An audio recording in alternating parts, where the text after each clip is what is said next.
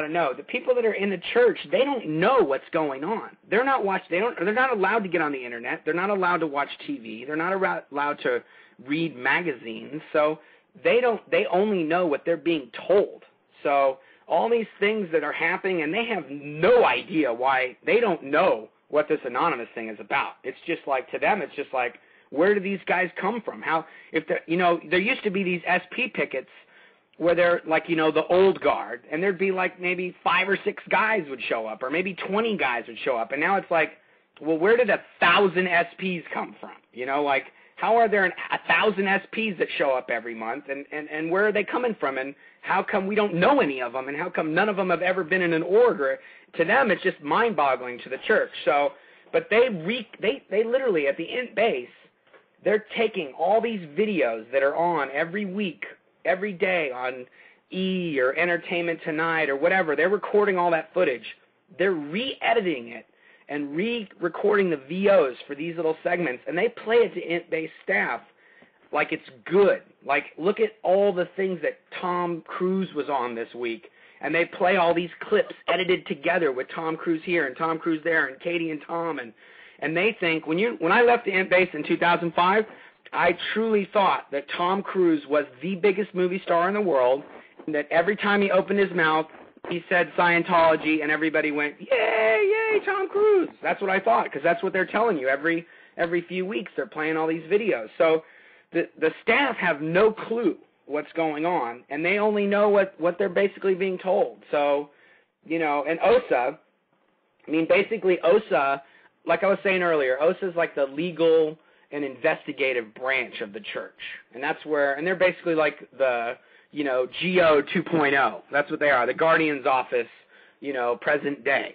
And the Guardians, for those of you who don't know, the Guardian's office is the one, was the branch of the church that was the legal and investigative unit of the church earlier on, that was actually, prosecuted for infiltrating government agencies. And they were like it was basically the biggest infiltration of the U.S. government that's ever occurred in the history of the U.S. government. It was done by the Church of Scientology. So the OSA is the new, tweaked and tuned up version of the Guardian's office. And they basically, OSA International is the place on Hollywood Boulevard where most of the pickets have been, on Hollywood and Ivar. And basically they have these little OSA offices in every single continent of the world. And in every single organization of the world, they have what's called a director of special affairs. And that person is a staff member of OSA who reports up to them and tells them what's happening in their local area.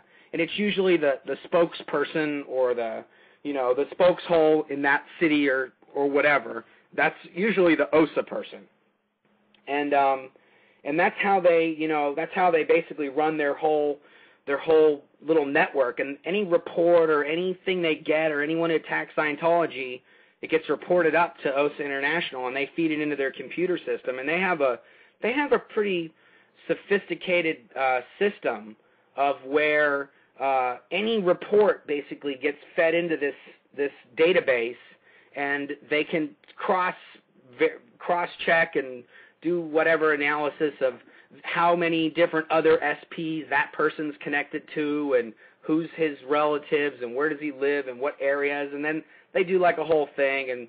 But they're I don't know how they can keep up anymore because there's so much stuff coming out every day. Like they used to when I was at Golden Era, every week they would basically put together this report that was called the Press Update, and it was basically any Scientology-related article in a magazine or a newspaper or a TV thing would all get put into this pack, and every week that would go up to David Miscavige and other high executives at the Int base so they could see what people were talking about. And anything that was bad or had mentions of Xenu in it or anything like that was in a separate package that only went to David Miscavige, because the general staff, even most of the general staff in the Sea Org and Scientology, have never heard of Xenu, because you don't find out about that until you get on the higher OT levels, and most staff don't study or get auditing, so they never get up there anyway. But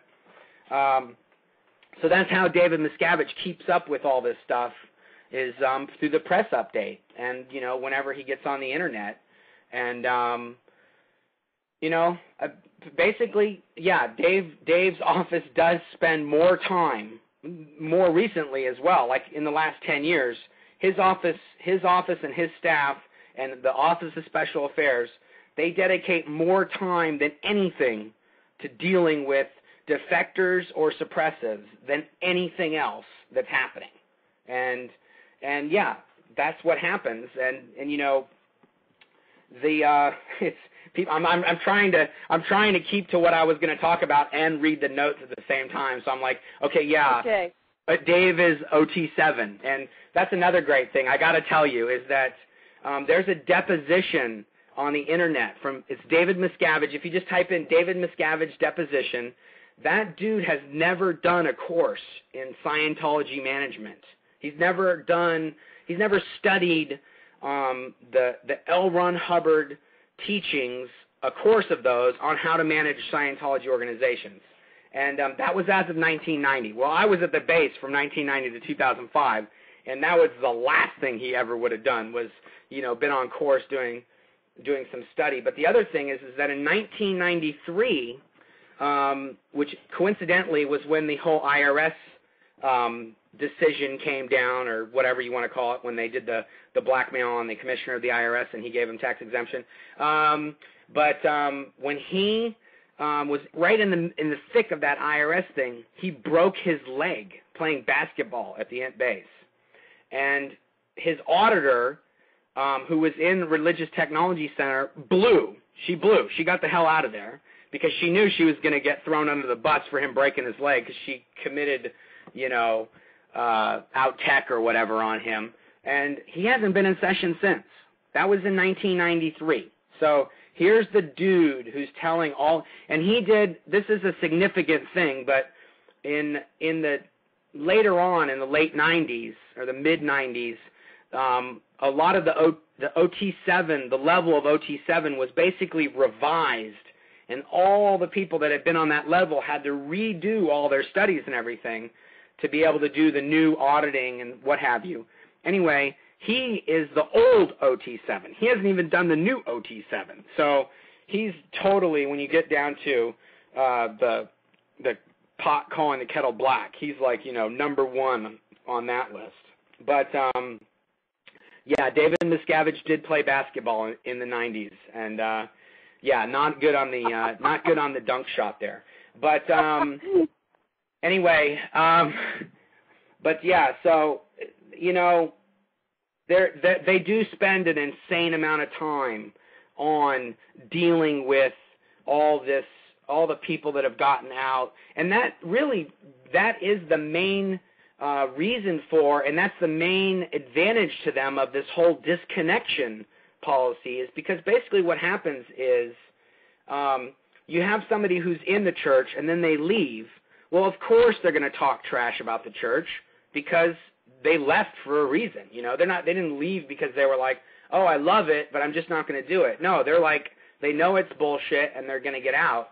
So what happens is they basically, the church says, okay, if you say anything bad about Scientology, you're never going to speak to the rest of your family again that are in Scientology. And in most cases, when one person's in, there's usually another or all of them are in. So they basically keep that person in check because they can't, if they say something, then they're not going to be able to talk to their loved ones. So that's the big thing with the people, a lot of people that have left the Int base, because L. Ron Hubbard wrote a policy, or what they call advices, which to them it might as well be a policy because they adhere to it like, it's the Bible. But he basically said if anyone leaves the Int base for any reason whatsoever, they are to be declared. So even if you say, I'm going to leave and I'm going to route out and I'm going to get, 2 years of sec checking before I leave, which is what you can do in any other church location, and then just leave and not get declared. If you do that at the Int base, when it's all done and over with, after they do all the sec checking, everything else, then they just declare you anyway. So you're declared a suppressive person no matter what if you ever leave the Int base, if you're a staff member there. It's just period, you get declared.